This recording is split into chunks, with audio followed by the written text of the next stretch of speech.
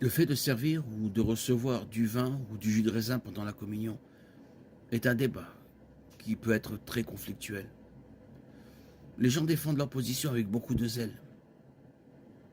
Et dans un effort pour défendre leur position, beaucoup semblent perdre de vue le problème plus important, à savoir ce que représente le liquide dans la coupe, le sang versé de notre Seigneur et Sauveur établissant la nouvelle alliance.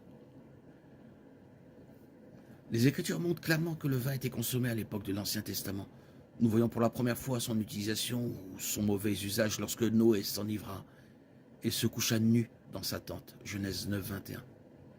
Et plus tard, nous voyons le roi Melchisédek servir du vin à Abraham après son retour d'une bataille, Genèse 14, 17, 18. Dans Exode 29, 40, nous voyons Dieu ordonner l'utilisation du vin dans le cadre du système sacrificiel lévitique. Et lorsque David fut fait roi, ces hommes festoyaient pendant 3 jours avec de la nourriture et du vin. 1 Chronique 12, 38, 40. En fait, le psaume 104, 15 nous dit que Dieu a fait du vin qui réjouit le cœur de l'homme. Et nous voyons aussi le Seigneur préparer un jour un festin pour son peuple de nourriture riche qui comprend un banquet de vin vieux, Ésaïe 25, 6.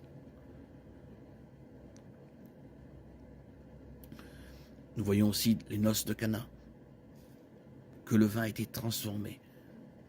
L'eau a été transformée en vin, Jean 2, 1, 11. Et notre Seigneur lui-même n'a pas seulement bu du vin, mais il a dit qu'il en boirait aussi au ciel avec nous. Luc 3, 37, 34, Matthieu 26, 29.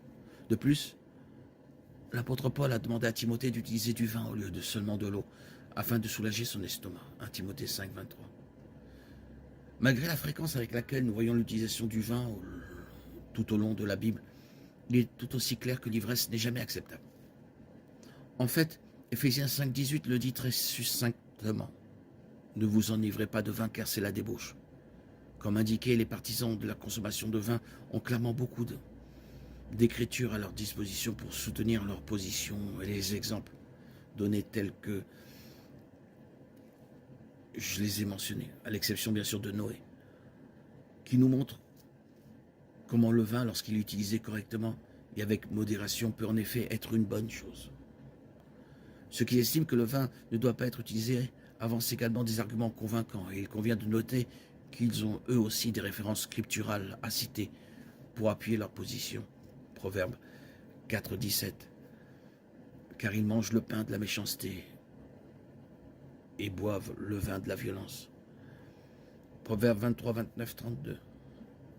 Pour qui le malheur, pour qui la tristesse, qui a des conflits, qui a des plaintes, qui a des blessures sans cause, qui a les yeux rouges, ceux qui s'attardent sur le vin, ceux qui essayent le vin mélangé. Ne regardez pas le vin quand il est rouge, quand ça scintille dans la tasse et descend en douceur. À la fin, il mord comme un serpent et pique comme une vipère.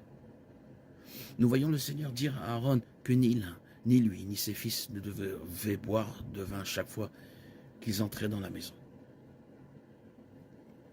Quant à l'utilisation du vin ou du jus de raisin dans la Sainte Seine, il n'existe pas de règle biblique stricte qui stipule que l'un ou l'autre est préférable ou acceptable. Pour ceux qui utilisent du vin, il est certain que si quelqu'un refuse de boire la coupe à cause de sa teneur en alcool, il s'agit d'une préoccupation légitime. Ou si quelqu'un est distrait d'une manière ou d'une autre en s'approchant de la coupe, il s'agit également d'une préoccupation légitime, car cela peut l'amener à perdre de vue le véritable problème et ainsi à négliger le commandement même du Christ qui nous demande de faire cela en mémoire de lui.